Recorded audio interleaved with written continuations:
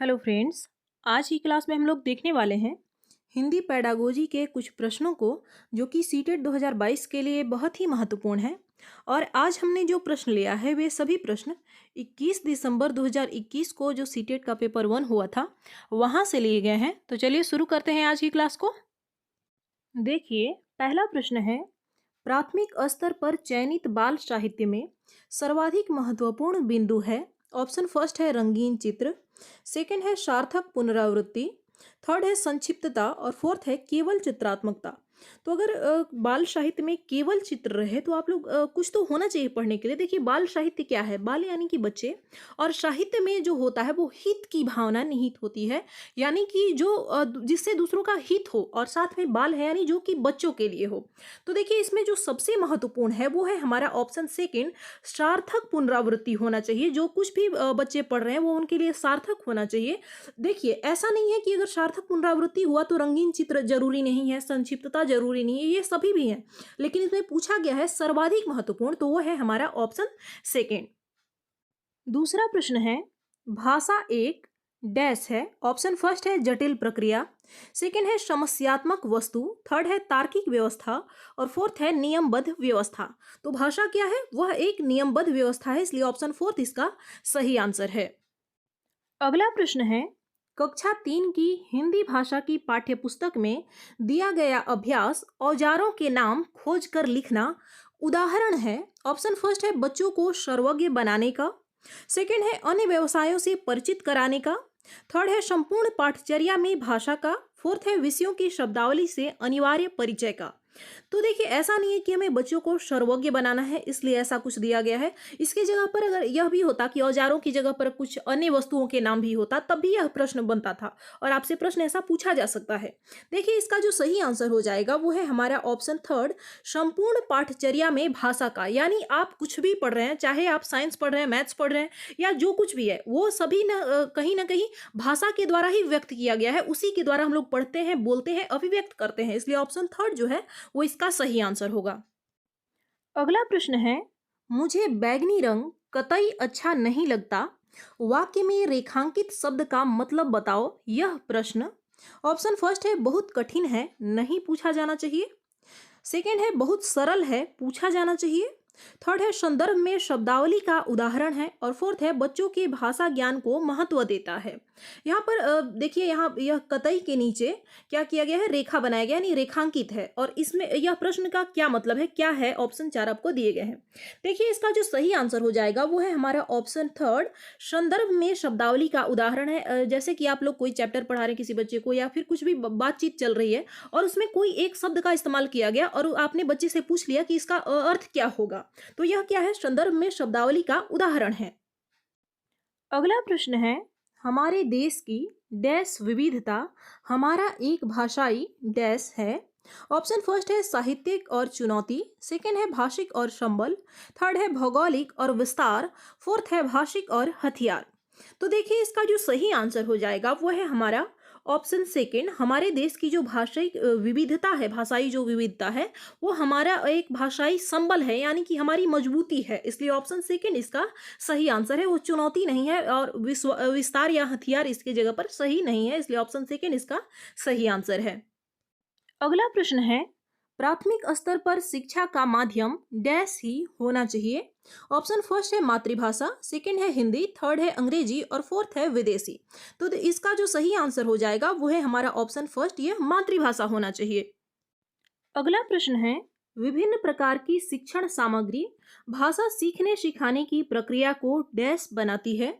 Option first है सरल, second है रोचक, थर्ड है समावेशी और फोर्थ है जटिल। तो देखिए, इसका जो सही आंसर हो जाएगा वो है हमारा ऑप्शन थर्ड, यह पठन शिक्षण प्रक्रिया को समावेशी बनाता है, जो कि सभी बच्चों की आवश्यकताओं को पूरा करता हो, सबों को समझ में आ सके। देखिए, इसका मतलब यह नहीं है कि इससे सरल नहीं होता है, रोचक नहीं होता है, यह तो होता है, लेकिन जो सबसे महत्वपूर्ण कार्य है वो है कि यह इससे क्या होता है, समावेशी माहौल बन जाता है। बच्चे जो भी बच्चे हैं, चाहे वो अधिगम क्षमता वाले हों या किसी प्रकार की दिव्यांगता के साथ हों, तो वो उन सभी की जरूरतों को पूरा किया जाता है ऐसा करके। अगला प्रश्न है, किस विधा में मौखिक अभिव्यक्ति के विकास की सर्वाधिक गुंजाइश है। ऑप्शन फर्स्ट है जीवनी, सेकंड है आत्मकथा, थर्ड है डायरी और फोर्थ है एकांकी। तो देखिए इसका जो सही आंसर हो जाएगा वो है हमारा ऑप्शन फोर्थ, वो है एकांकी। देखिए जीवनी क्या है, किसी विशेष व्यक्ति का अगर जीवन के बारे में लिखा जाए तो वह जीवनी होता है। आत्मकथा क्या है, आत्मकथा में लेखक स्वयं की कहानी को लिखता है, अपने जीवन की कथा को लिखता है। डायरी क्या है, डायरी लेखन जो है वो लेखन के आकलन के लिए सर्वाधिक उपयुक्त होता है, जिसमें कि अगर कोई बच्चा है अपने दिनचर्या का जो भी उसने किया वो उसको लिख रहा है, तो इससे क्या होता है, इसमें लेखन का आकलन कर सकते हैं, इसमें मौखिक अभिव्यक्ति नहीं होता है। लेकिन एकांकी क्या होता है, एक अंक वाला नाटक यानी जिसका एक ही भाग हो, ऐसा नाटक को हम लोग एकांकी कहते हैं। और एकांकी में क्या होता है कि पढ़ने के बाद, उसको पढ़ने के बाद उसका मंचन किया जाता है, उसे नाटक के रूप में दिखाया जाता है और इसमें भाव के अनुसार अभिव्यक्ति की जाती है, बोला जाता है, संवाद किया जाता है। इसलिए यहाँ पर बात की जा रही है मौखिक अभिव्यक्ति के लिए, ऑप्शन फोर्थ इसका सही आंसर होगा। अगला प्रश्न है, प्राथमिक स्तर के बच्चों में डैश और डैश माध्यम से लेखन कौशल का विकास किया जा सकता है। ऑप्शन फर्स्ट है लिपि ज्ञान और वर्तनी, सेकंड है रेखांकन और शब्द लेखन, थर्ड है रेखांकन और चित्रांकन और फोर्थ है वर्तनी ज्ञान और वाक्य लेखन।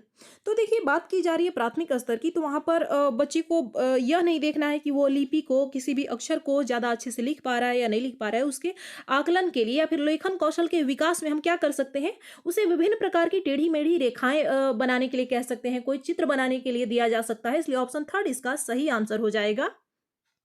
अगला प्रश्न है, तुम्हारी परिचित नदी के किनारे क्या क्या होता है।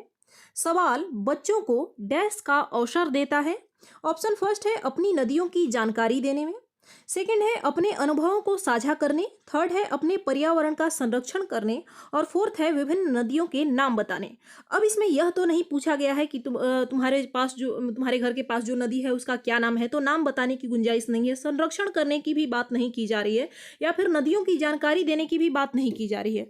यहाँ जो सही आंसर हो जाएगा वो है हमारा ऑप्शन सेकेंड, अपने अनुभवों को साझा करने की बात की जा रही है कि तुम्हारी जो परिचित नदी है उसके किनारे क्या क्या होता है। तो वो लोग बताएंगे कि हमारे यहाँ सिंचाई के लिए सिंचाई किया जाता है, सब्जियां उगाया जाता है, तो ये सारी चीजें क्या है, उनके अनुभव से संबंधित है। इसलिए ऑप्शन सेकेंड इसका सही आंसर है। अगला प्रश्न है, भाषा अर्जन क्षमता डैश से संबंधित है। ऑप्शन फर्स्ट है स्किनर, सेकंड है पियाजे, थर्ड है चॉम्स्की और फोर्थ है वाइगोत्स्की। तो इसका जो सही आंसर हो जाएगा वो है हमारा ऑप्शन थर्ड। यह कथन किसका है, चॉम्स्की का है। चॉम्स्की का विचार था कि भाषा अर्जन जो है उसकी क्षमता बालक में जन्मजात होती है। ऑप्शन थर्ड इसका सही आंसर है। अगला प्रश्न है, मोना दूसरी कक्षा में पढ़ती है, वह पढ़ते समय अटकती है, संभवतः वह डैश से ग्रस्त है। ऑप्शन फर्स्ट है डिस्ग्राफिया, सेकंड है डिसलेक्सिया, थर्ड है डिस्कैलकुलिया और फोर्थ है अफेजिया। तो देखिए इसका जो सही आंसर हो जाएगा वो है ऑप्शन सेकंड। संभवतः वह क्या कारण हो सकता है जब वो नहीं पढ़ पाती है ठीक से, तो उसमें डिसलेक्सिया है। ऑप्शन सेकंड इसका सही आंसर होगा। अगला प्रश्न है, सुनी और पढ़ी कहानियों के आधार पर बच्चों के साथ कौन सी भाषाई गतिविधि सर्वाधिक महत्वपूर्ण है। ऑप्शन फर्स्ट है कहानी को शब्दतः दोहराना, सेकंड है कहानी के पात्रों के नाम बताना, थर्ड है कहानी का शीर्षक बताना, फोर्थ है कहानी पर प्रश्न निर्माण करना। तो देखिए इसका जो सही आंसर हो जाएगा वो है हमारा ऑप्शन फोर्थ। सबसे ज्यादा महत्वपूर्ण की बात की जा रही है और गतिविधि की बात की जा रही है। तो जब बच्चे कहानी से प्रश्न का निर्माण करेंगे तो सबके प्रश्न अलग अलग होंगे। यह तो नहीं है कि बच्चे जो है वो एक ही प्रश्न सबके मन में उठेगा, सब अलग अलग प्रश्न करेंगे, उसके बारे में सोचेंगे, कल्पनाशीलता उनकी बढ़ेगी। इसलिए ऑप्शन फोर्थ इसका सही आंसर है। अगला प्रश्न है, प्राथमिक स्तर पर हिंदी भाषा का आकलन करते समय आप किसे सर्वाधिक महत्वपूर्ण मानते हैं। ऑप्शन फर्स्ट है मौखिक अभिव्यक्ति, सेकंड है लिखित परीक्षा, थर्ड है जांच सूची, फोर्थ है साक्षात्कार। तो देखिए इसका जो सही आंसर हो जाएगा वो है हमारा ऑप्शन फर्स्ट। प्राथमिक स्तर की बात करें तो यहाँ पर आपको बहुत ज़्यादा अपेक्षा नहीं रखनी है बच्चे से, बस वो सहज रूप से अपने संदर्भ के अनुसार अभिव्यक्ति कर ले रहा है, अपनी बात को रख पा रहा है, तो यही उसके लिए ज़्यादा है। मौखिक अभिव्यक्ति सबसे ज़्यादा महत्वपूर्ण है। अगला और अंतिम प्रश्न है, कविता के संदर्भ में सर्वाधिक महत्वपूर्ण है? ऑप्शन फर्स्ट है भावपूर्ण पठन, सेकंड है व्याख्या, थर्ड है अलंकार और फोर्थ है छंद। तो देखिए इसका जो सही आंसर हो जाएगा वो है हमारा ऑप्शन फर्स्ट, भावपूर्ण पठन जो है इसमें सर्वाधिक महत्वपूर्ण है, क्योंकि कोई भी कविता होता है उसमें कुछ ना कुछ भावनाएं निहित होती हैं, किसी भाव को ही रखकर वो लिखा जाता है। इसके लिए सबसे ज़्यादा जरूरी है भावपूर्ण पठन। ऑप्शन फर्स्ट इसका सही आंसर होगा। तो फ्रेंड्स ये थे आपके 15 प्रश्न और इनमें से आपने कितने सही किया आप हमें कमेंट करके बताएं। मिलते हैं अगली क्लास में। धन्यवाद।